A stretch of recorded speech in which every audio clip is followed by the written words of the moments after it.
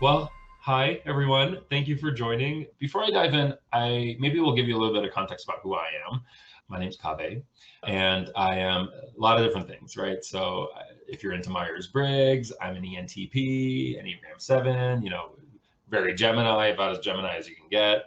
So I apologize in advance. I'm also a adjunct professor over at the University of Pennsylvania. So I teach design thinking and social innovation over there. And then I co-founded a center about 7 years ago now, not to date myself, called the Center for Social Impact Strategy, also based out of Penn. And we train social impact leaders there. So we train a lot of folks who are in the field doing the really kind of difficult work of changing their communities for the better. And then I use design thinking myself as well. I've my own clients and have used design thinking to figure out how to develop learning programs for different folks, kind of in these complex, nuanced ways. And yeah, that's a little bit about me. And then the reason I put this photo up, or this illustration, is I think this is the only visual representation that exists of me doing sports, which also says a lot about me. I have no idea how to throw a football, so this will never happen. So I'll present design thinking sort of in a way that is maybe a little bit different than what you may have heard before. I'm going to anchor it in a little bit of theory. So if you have experience with design thinking, that's fantastic. I think you'll be able to hopefully see where this theory fits into how you practice it and have learned it. And if not, then I think I think learning it this way is really nice because you get to know the parts, you kind of know the roots of it. And so you can apply it in ways that are much more appropriate than just slapping a framework on a problem, which is kind of the downside of design thinking to a degree. All right. So what is design thinking? There's a lot of definitions out there, but one that I tend to gravitate towards a little bit, just because it's the simplest, is this idea that it is a methodology for creative problem solving. So, and that's what I love those two, like that creative problem solving. The simplicity of that phrase to me, I think sums it up. So I want to dig into creative and what that means, and then I want to dig into problem solving and what that means. So what do we mean when we say creative? For better or for worse, we have a lot of assumptions now about creativity, many of which are not true, right? So I can't tell you how many times I've, talked in front of a room full of people or a classroom, and I'm like, who sees themselves as creative? And everyone is like, no, or I used to be, or, that's not me, that's someone else, I'm not the creative one. There's a lot of like myths about creativity, or we assume that someone is, a right brain person, but we're a left brain person. And a lot of that stuff actually isn't fair and true if we look at some of the data. So if we look at one of the cardinal studies on creativity, it was done by these two people. This is Dr. George Land and Beth Jarman. I think this tells us a lot of what we need to know about creativity. So this is back in the 60s. George Land was hired by NASA, actually. NASA in the 60s was very incentivized to try to bring in as many creative thinkers as possible for them to basically catalyze the space program. And so they hired George Land to come up with some sort of a diagnostic test that would be able to identify genius levels of creativity, right? And so he created this test, and they used it to be able to sort of solicit, the best of the best for NASA. What's funny is that in 1968, Beth Jarman came along, and together they gave the same exact test to 1,600 basically kids, 3 to 5 year olds. And it was nuts what they figured out. It was amazing. So 98% of those 5-year-olds, 98% of them tested at genius levels of creativity, right? According to this diagnostic test. And then they continued to give this test over time. And what was really interesting is that same population, when they were 10 years old, that number went down to 30%. When they were 15 years old, that number went down to 12%. And then the study was done again with 280,000 adults. Average age was 31. We're at 2% now. So just this like descent in creativity, same population, but it diminishes. And so the next question to ask is, what's going on? How is this happening? We're all literally creative geniuses at one point in our lives, and then we lose that capacity for some reason. It literally flips. So this is where I think his research is super interesting, and it'll relate to design thinking in a moment. But he realized that there's two different things that are happening when we talk about design thinking. There's convergent thinking and there's divergent thinking, right? They're two totally different phases. In convergent thinking, and this is something that is a little bit more intuitive to us because society values this a little bit more, this is an extremely cognitive process, right? It lives in the front of our brain. We think through this. And cognitive thinking is basically when we are distilling things down. We're criticizing ideas, we're finding themes, we're trimming the fat, we're making it smaller. We're taking a large set of information and we're condensing it, which is why it kind of looks like this triangle, right? This becomes very intuitive to us as we get older and older and older. We learn how to criticize, we learn how to distill, we learn how to make things into smaller, units, basically. Divergent thinking is the diametric opposite. So divergent thinking is expansive.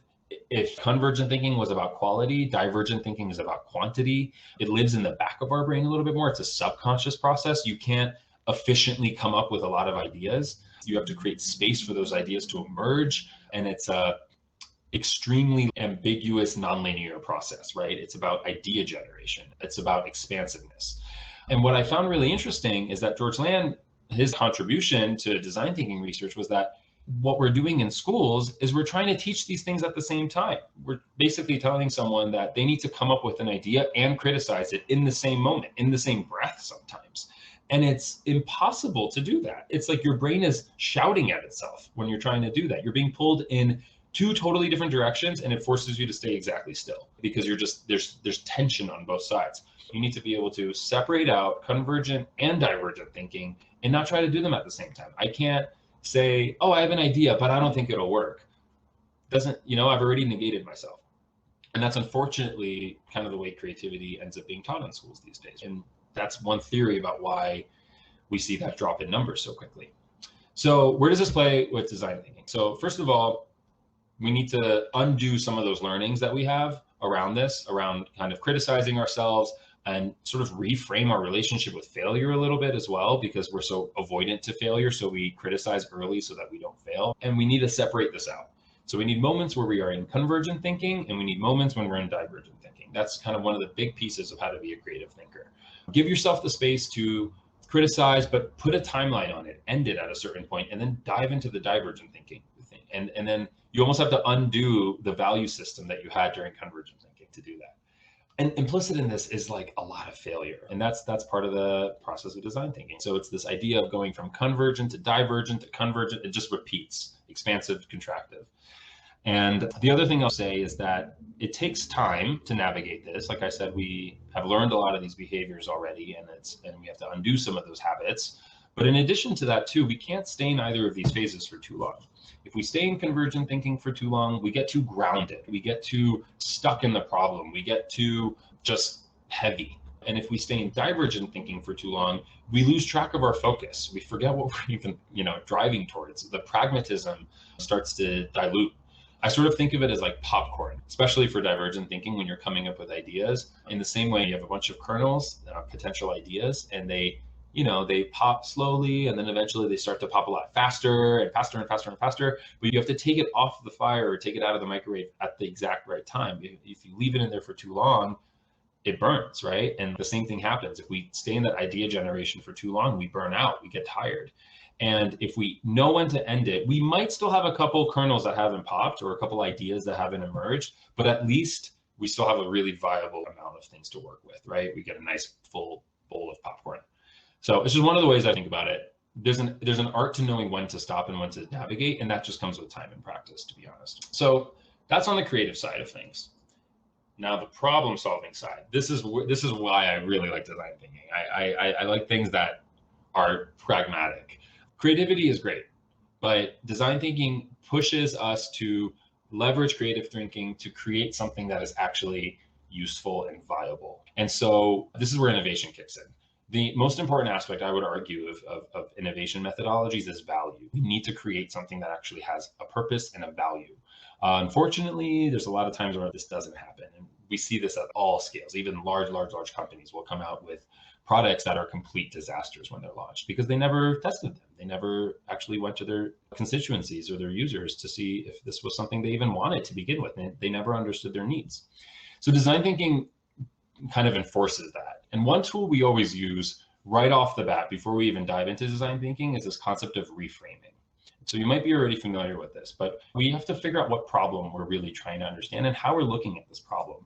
And the language we use is really important. And so there's a lot of problems out there in the world, right? There's a difference between a problem that we can't solve, let's say gravity, right? But there are also other problems that are a lot more nuanced, like systemic issues and racism and injustice. There's a lot of problems that are really complex, and design thinking can't solve that problem, but we can break it into smaller parts and start with where we have agency. And then also then reframe that problem so that we can work towards a solution that is within our sphere of influence. Start there and then expand up.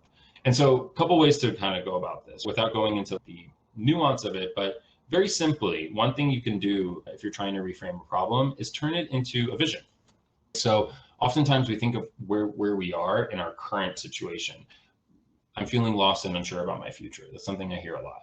You're stuck in the now. It's static. It's not giving you much to work with. It's not giving you much to brainstorm on. So we might reframe that and actually say, okay, well, how might I discover and grow into a passion, right? Grow into a passion. It infers change. It tells you where the finish line is. Build that into the way you think about problems. Flip it around and actually embed a vision into there possibly. Another way to do this is to focus on outcome instead of process. If I asked you simply, what's 10 plus 10? Easy answer, it's 20. But if I wanted to have a more generative conversation around this, I might ask you what two numbers equal 20. I might take you to that intended outcome, and we reverse engineer, and there's so many more possibilities. There's so many more answers to that question. So just a couple quick ways to think about reframing, but we can spend a whole semester on just reframing, and I have, but it's a powerful tool once you start to dig into the nuance of it. So, okay, here is the design thinking process. So there's a lot out there when it comes to design thinking. If you Google design thinking images, you see so many different diagrams and versions of it. This is one that I like. It's called the double diamond, and it builds off convergent and divergent thinking, which is why I use it. I will say it's not linear. It's going to be presented to you in a linear way. But a lot of times when we actually use design thinking in our work or on ourselves for personal development, we have to bounce between the different stages. So that's something to note before we even dive into this. But typically where we do start is this idea of discovery. So we come up with a need or a problem, and we see if we can reframe it. But we go into this discovery phase because there's always more that we don't know. And this discovery phase is the first divergent phase. It's expansive. And we're just sponging up as much information as we could possibly get. And so let's say you're working with a community. This is maybe when you might do interviews or focus groups, or you might give out disposable cameras and have them document their day and see what comes up. You might do a windshield tour, right? Where you just walk through the community and make note of public services and whatever it might be. You might do secondary research. If you're doing this for yourself, you might send out a survey to your friends and see when they've seen you at your best. You might journal, but you're just gathering as much information as possible during this phase, relevant to what you're trying to solve or a need that you've identified. Once you've done that, you move into the second phase. This is our first convergent phase. And here we're now looking at our massive set of information, and we're trying to make sense of it all. We're trying to find the themes. We're trying to find how those themes connect with each other. We're trying to make sense of it. And this is almost like a hypothesis. We're not going to get it right the first time, but it's what we think, basically, how we think this all comes together. My strengths might be in this because of this thing that happened when I was a kid. My community might need this. And we start to sort of level down in need, starting to identify these latent and core needs that may not have been very obvious before we did this. So it's an opportunity for us to reframe our problem. That's what's cool about this. We do that, and then we might revisit the way we're looking at our problem and distill it down, or say, okay, this is an area that I actually can do something on, or this is a need that I didn't know existed before that I can design around. And so it's an opportunity to reevaluate. But we go through this whole process again, and we go into another round of divergent thinking. And so here is when we are now generating as many ideas as possible when it comes to this. All ideas are on the table. We're coming up with as many as we can based around this reframe need. And then what's kind of cool, what I like about design thinking is that it actually has us take these ideas out there into our communities. And also we're oftentimes incorporating community members throughout this process, right? Through the data gathering and ideation phases. But at the very, very end, we're actually testing these in real time and seeing what works and seeing if it actually matters or not. So as we're testing these ideas, we get closer and closer and closer to the one that is viable and works, either for ourselves or for our communities. We reach a solution. So it's this process that takes us from problem to solution, but through a very structured creative thinking methodology. So if you can see that, right? We go divergent, convergent, divergent, convergent. And it's nonlinear. Like I said, you may bounce between these. So fundamentally, that is the theory that informs design thinking, right? There's a lot of different ways to go about this. But one thing I will say, what comes up when I say the word drawing? because this is an important tool when it comes to design thinking. Seeing some thumbs up, but a lot of thumbs downs, tears, big scared eyes, double thumbs down. Yeah, exactly. This comes up every time. I've been doing this for almost a decade and I'm still scared of drawing, believe it or not, right?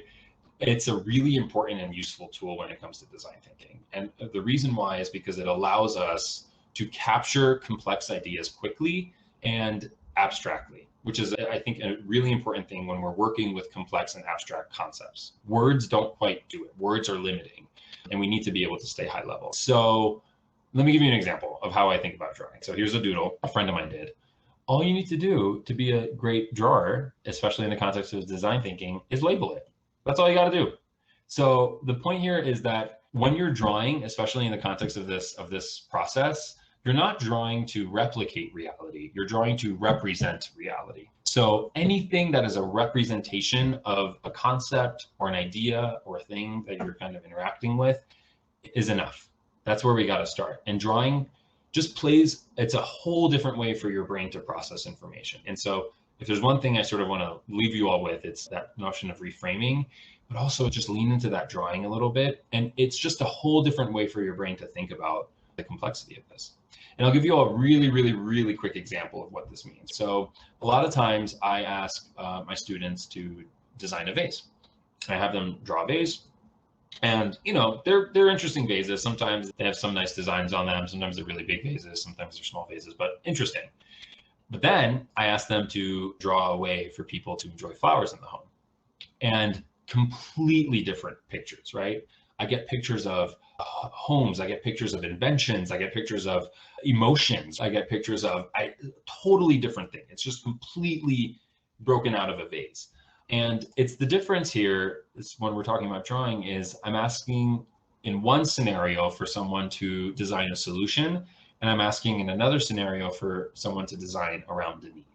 And that, I think, is the other big tenet. We oftentimes tend to jump to the solution, but there's a big difference between what is a solution and designing around a need. And there's a couple hints, right? So the need is to enjoy flowers around the home. How we go about that, a vase is one of many, many, many, many solutions. And frankly, just because we've used a vase in the past might not mean that we should use a vase today. And this is where we start to get into some of like the equity applications of design thinking. So we need to distill those needs first.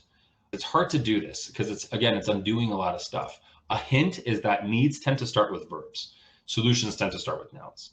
So when you're thinking about what you need to design, ask yourself if it's a verb. Am I diving into a solution? Am I like assuming that an app or a food truck is the right thing? Or am I designing around a need? That usually tends to start with a verb, right? So that's the larger process. We want to really make sure that we zero in on the need and kind of work through this. I could go on and on and on about this. I know this was a mega crash course in design thinking. This is probably the fastest I've ever taught it, but just a couple quick takeaway points. So first and foremost, this idea of reframing a problem. It's tricky, especially when we start to get into really complex problems. But I will say, we want to be able to embed a vision at some point in the way that we think about a problem. It invites us to generate solutions instead of just anchor ourselves in the problem. And so there's a lot of studies that show that we need to embed a vision in addition to an understanding of the problem to be able to move forward. We want to include as many voices as we possibly can in this process. So one thing I will say with design thinking, especially lately, we're starting to realize that if it's just applied to a problem, especially a complex problem, without much nuance or understanding of it, it actually can do more damage than good sometimes. It could perpetuate a lot of status quo. It can elevate the loudest voices in the room, the most powerful voices in the room, and it can perpetuate a lot of inequalities and power structures. So there needs to be an intentionality, especially up front, to involve as many voices as possible. And then also to change your methodology to include those voices. Is there an assumption that people will speak up? Or might we need to use drawing or cameras or photos, or do we need to bring in trauma-informed lenses into this, right? How do we make sure that all voices feel comfortable and safe to express themselves early on in the process, and then actually embed those folks throughout the process? And that's a key part of this. There isn't much out there on how to do this yet. And I think this is the biggest space of growth for design thinking methodology as well. And then designing around needs first. So we tend to jump to solutions. Ask yourself if you're designing around a verb or a noun, and then drawing in this whole process. It just adds a sense of levity and allows you to navigate complex ideas a lot faster than if you were to write all these things down. All right. So that's just 4 quick takeaways, super high introduction to design thinking. Thanks for your interest in this. And I hope you all take this framework and make it better. Honestly, I'm excited to see what you all do with this.